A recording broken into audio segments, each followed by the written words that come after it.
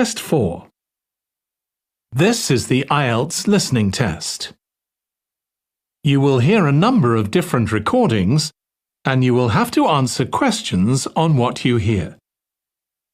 There will be time for you to read the instructions and questions, and you will have a chance to check your work. All the recordings will be played once only. The test is in 4 parts. At the end of the test, you will be given 10 minutes to transfer your answers to the answer sheet. Now turn to Part 1.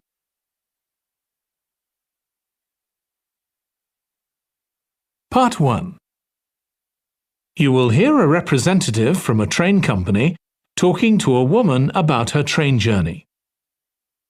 First, you have some time to look at questions 1 to 6.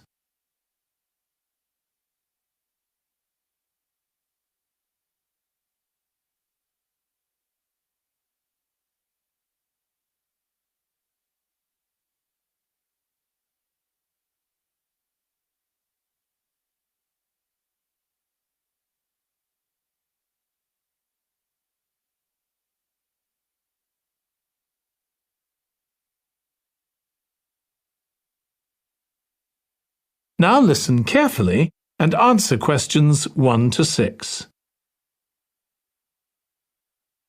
Hello, do you mind if I ask you some questions about your journey today? We're doing a customer satisfaction survey.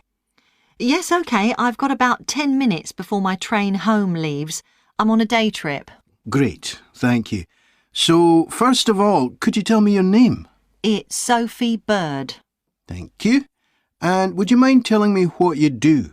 I'm a journalist. Oh, really? That must be interesting. Yes, it is.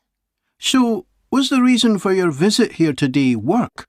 Actually, it's my day off. I came here to do some shopping. Oh, right. But I do sometimes come here for work. OK. Now, I'd like to ask some questions about your journey today, if that's OK. Yes, no problem. Right. So, can you tell me which station you're travelling back to? Stormforth, where I live. Can I just check the spelling? Staunfirth?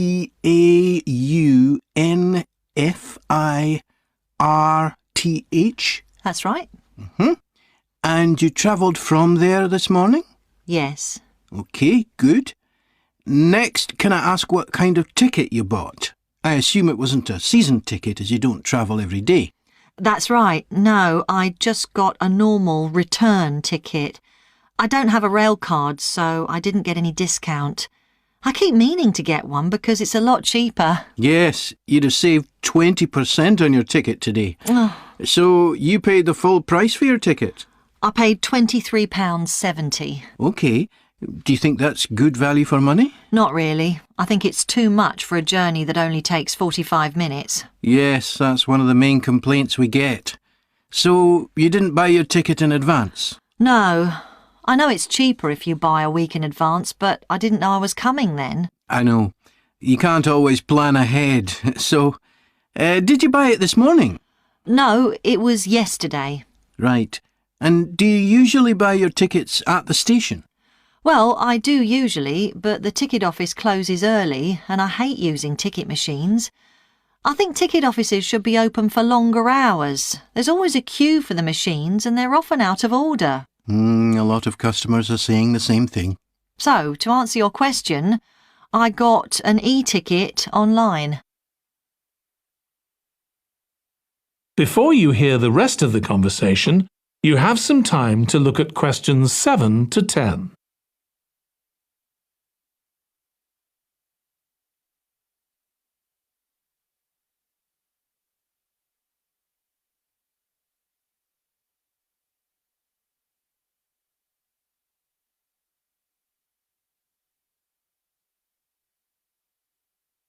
Now listen and answer questions 7 to 10. OK, thank you. Now I'd like to ask you about your satisfaction with your journey. So what would you say you were most satisfied with today? Well, I like the Wi-Fi on the train. It's improved a lot. It makes it easier for me to work if I want to. That's the first time today anyone's mentioned that. Oh. It's good to get some positive feedback on that. Mm. And is there anything you weren't satisfied with? Well, normally the trains run on time and are pretty reliable, but today there was a delay. The train was about 15 minutes behind schedule. OK, I'll put that down. Now, I'd also like to ask about the facilities at the station. You've probably noticed that the whole station's been upgraded. What are you most satisfied with? I think the best thing is that they've improved the amount of information about train times, etc. that's given to passengers. It's much clearer. Before, there was only one board and I couldn't always see it properly, which was frustrating. That's good. And is there anything you're not satisfied with? Let's see. I think things have generally improved a lot. The trains are much more modern and I like the new cafe. But one thing is that there aren't enough places to sit down, especially on the platforms. OK, so I'll put seating down, shall I, as the thing you're least satisfied with? Yes, OK.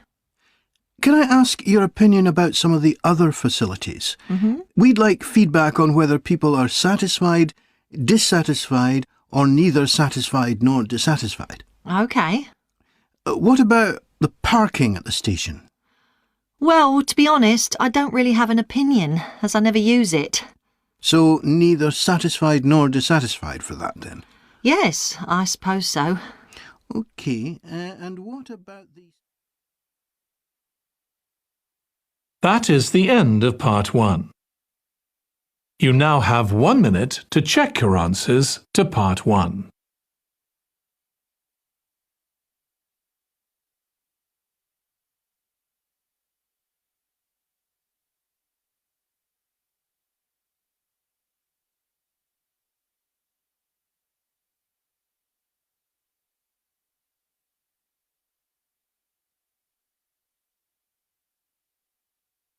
Part 2. You will hear the chair of a committee on park facilities addressing her local town council about changes that have been made to the park. First, you have some time to look at questions 11 to 16.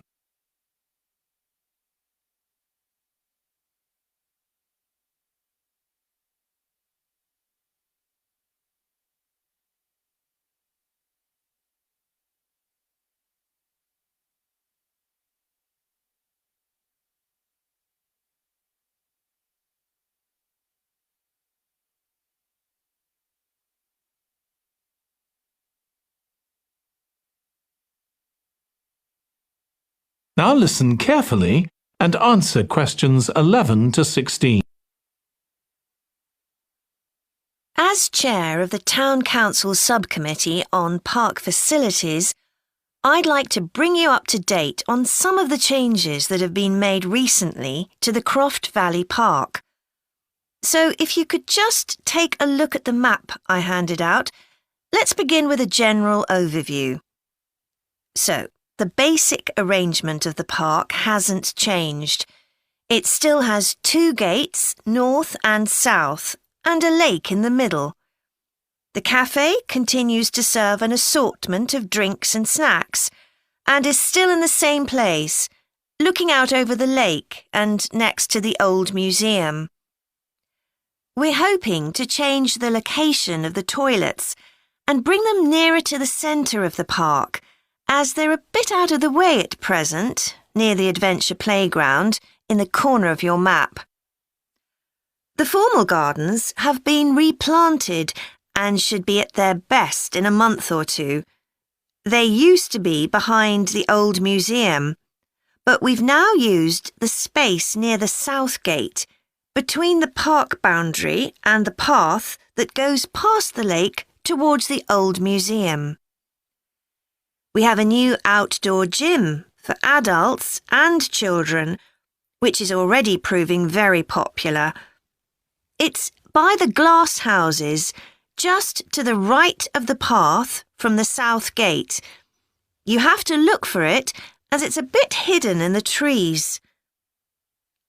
One very successful introduction has been our skateboard ramp.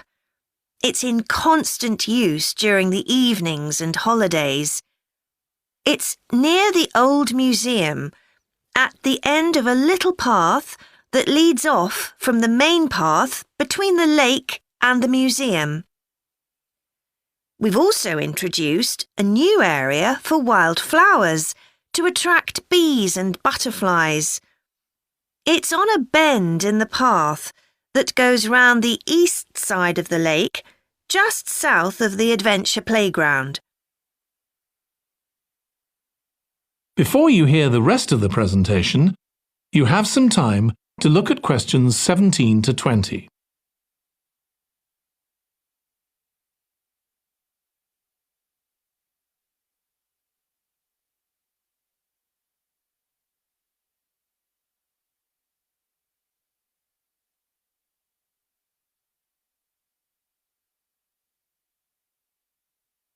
Now listen and answer questions 17 to 20. Now, let me tell you a bit more about some of the changes to Croft Valley Park.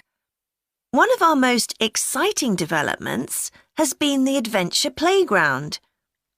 We were aware that we had nowhere for children to let off steam and decided to use our available funds to set up a completely new facility in a large space to the north of the park.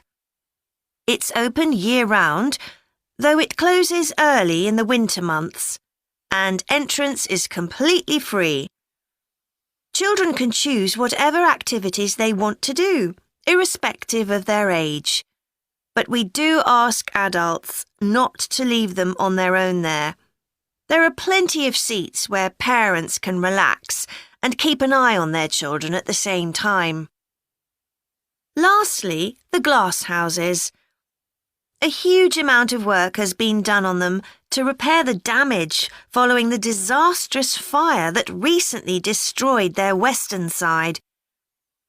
Over £80,000 was spent on replacing the glass walls and the metal supports, as well as the plants that had been destroyed, although, unfortunately, the collection of tropical palm trees has proved too expensive to replace up to now.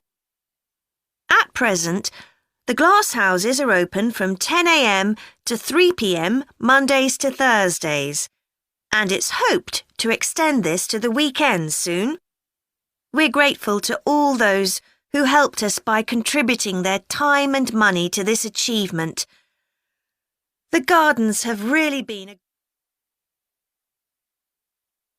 That is the end of part 2. You now have 30 seconds to check your answers to part 2.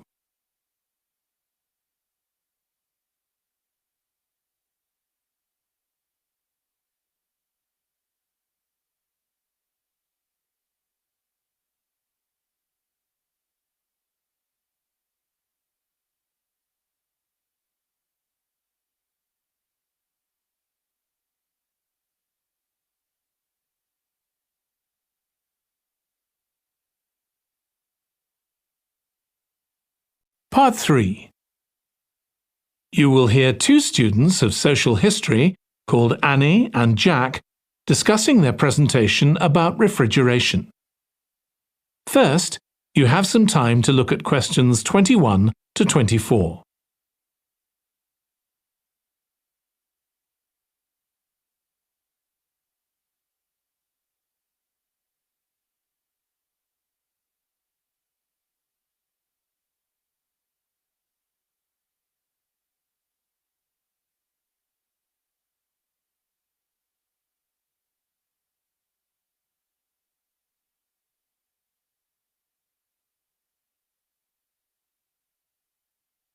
Now listen carefully and answer questions 21 to 24.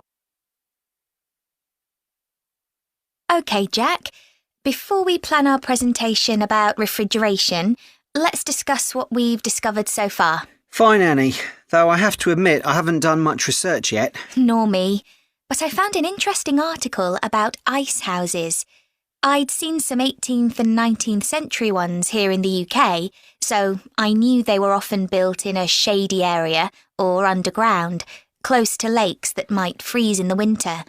Then blocks of ice could be cut and stored in the icehouse. But I didn't realise that insulating the blocks with straw or sawdust meant they didn't melt for months. The ancient Romans had refrigeration too. I didn't know that. Yes, pits were dug in the ground and snow was imported from the mountains, even though they were at quite a distance. The snow was stored in the pits. Ice formed at the bottom of it. Both the ice and the snow were then sold. The ice cost more than the snow, and my guess is that only the wealthy members of society could afford it. I wouldn't be surprised. I also came across an article about modern domestic fridges. Several different technologies are used, but they were too complex for me to understand. You have to wonder what happens when people get rid of old ones. You mean because the gases in them are harmful for the environment? Exactly. At least there are now plenty of organisations that will recycle most of the components safely. But of course, some people just dump old fridges in the countryside. It's hard to see how they can be stopped, unfortunately. In the UK, we get rid of 3 million a year altogether. That sounds a lot, especially because fridges hardly ever break down. That's right.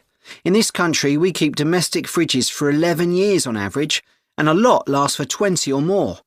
So if you divide the cost by the number of years you can use a fridge, they're not expensive, compared with some household appliances. True. I suppose manufacturers encourage people to spend more by making them different colours and designs. I'm sure when my parents bought their first fridge, they had hardly any choice. Yes, there's been quite a change. Before you hear the rest of the discussion, you have some time to look at questions 25 to 30.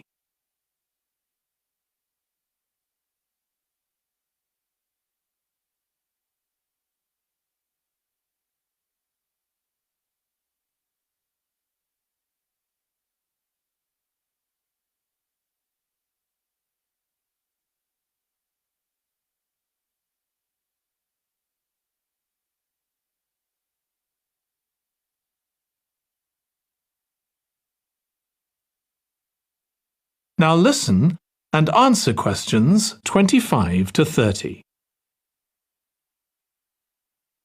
Right, let's make a list of topics to cover in our presentation and decide who's going to do more research on them. Then later we can get together and plan the next step. OK. How about starting with how useful refrigeration is and the range of goods that are refrigerated nowadays? Because, of course, it's not just food and drinks. No, I suppose flowers and medicines are refrigerated too. And computers. I could do that, unless you particularly want to. No, that's fine by me. What about the effects of refrigeration on people's health? After all, some of the chemicals used in the 19th century were pretty harmful, but there have been lots of benefits too, like always having access to fresh food. Do you fancy dealing with that? I'm not terribly keen, to be honest. Nor me. My mind just goes blank when I read anything about chemicals. Oh, all right then. I'll do you a favour. But you owe me, Jack. OK. What about the effects on food producers, like farmers in poorer countries being able to export their produce to developed countries? Something for you, maybe? I don't mind. It should be quite interesting. I think we should also look at how refrigeration has helped whole cities, like Las Vegas, which couldn't exist without refrigeration because it's in the middle of a desert. Right. I had a quick look at an economics book in the library that's got a chapter about this sort of thing. I could give you the title if you want to do this section. Not particularly, to be honest. I find economics books pretty heavy going as a rule. OK, leave it to me then. Thanks. Then there's transport and the difference that refrigerated trucks have made. I wouldn't mind having a go at that. Don't forget trains too. I read something about milk and butter being transported in refrigerated railroad cars in the USA right back in the 1840s. I hadn't thought of trains. Thanks. Shall we have a separate section on domestic fridges? After all, they're something everyone's familiar with. What about splitting it into two? You could investigate 19th and 20th century fridges, and I'll concentrate on what's available these days, and how manufacturers differentiate their products from those of their competitors. OK, that'd suit me. That is the end of part 3. You now have 30 seconds to check your answers to part 3.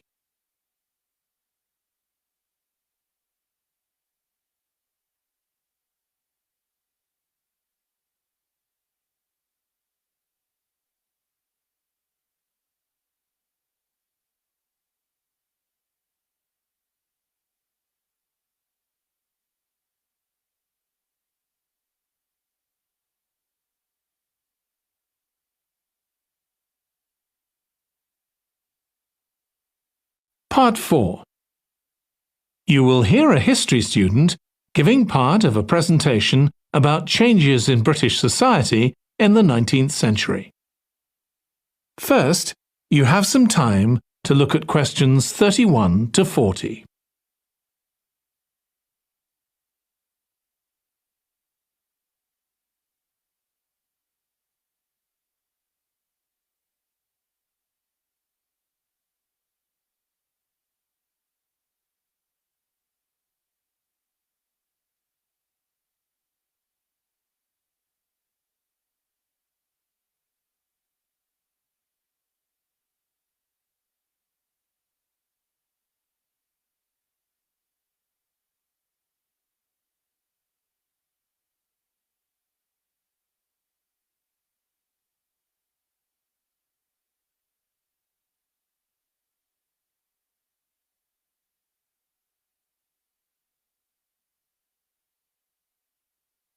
Now listen carefully and answer questions 31 to 40.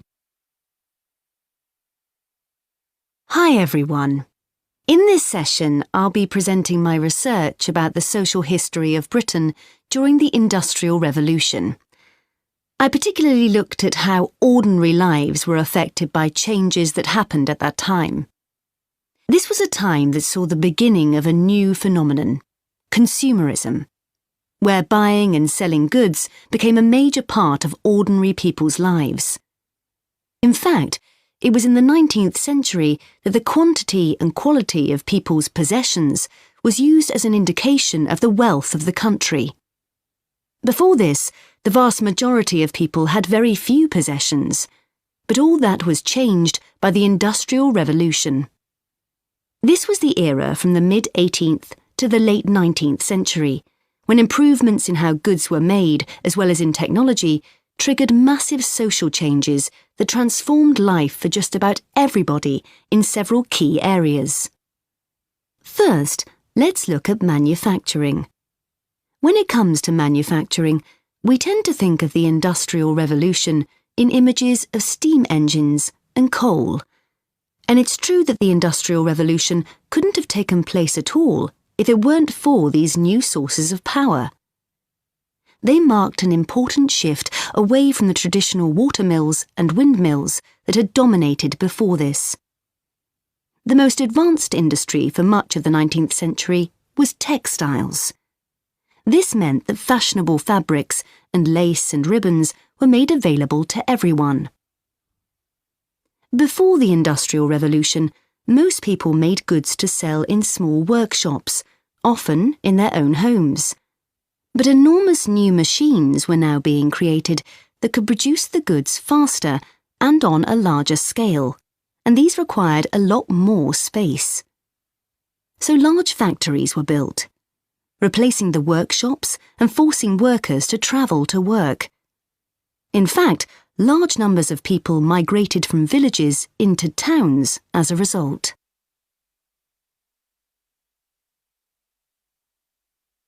As well as manufacturing, there were new technologies in transport, contributing to the growth of consumerism. The horse-drawn stagecoaches and carts of the 18th century, which carried very few people and goods and travelled slowly along poorly surfaced roads, were gradually replaced by the numerous canals that were constructed. These were particularly important for the transportation of goods. The canals gradually fell out of use, though, as railways were developed, becoming the main way of moving goods and people from one end of the country to the other. And the goods they moved weren't just coal, iron, clothes, and so on. Significantly, they included newspapers, which meant that thousands of people were not only more knowledgeable about what was going on in the country, but could also read about what was available in the shops. And that encouraged them to buy more. So faster forms of transport resulted in distribution becoming far more efficient. Goods could now be sold all over the country instead of just in the local market. The third main area that saw changes that contributed to consumerism was retailing. The number and quality of shops grew rapidly, and in particular, small shops suffered as customers flocked to the growing number of department stores, a form of retailing that was new in the 19th century. The entrepreneurs who opened these found new ways to stock them with goods and to attract customers. For instance, improved lighting inside greatly increased the visibility of the goods for sale.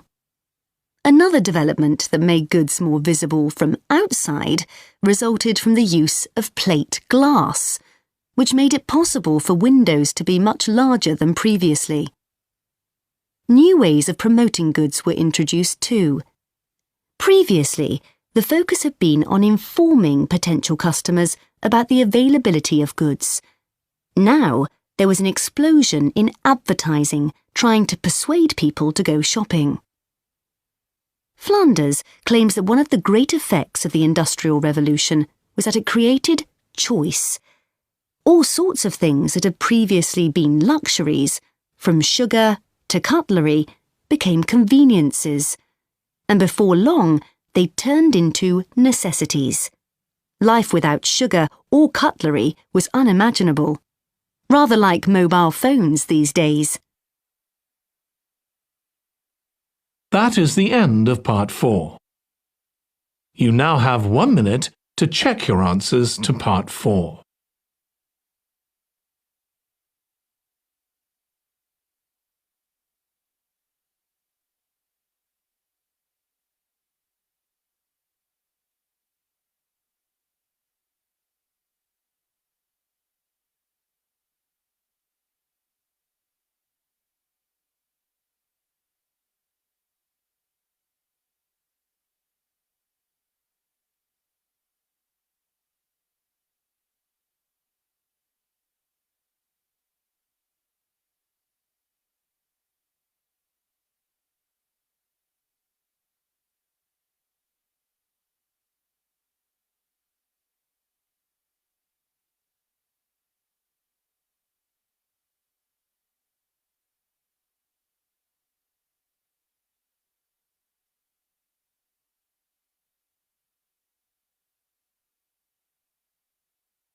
That is the end of the listening test.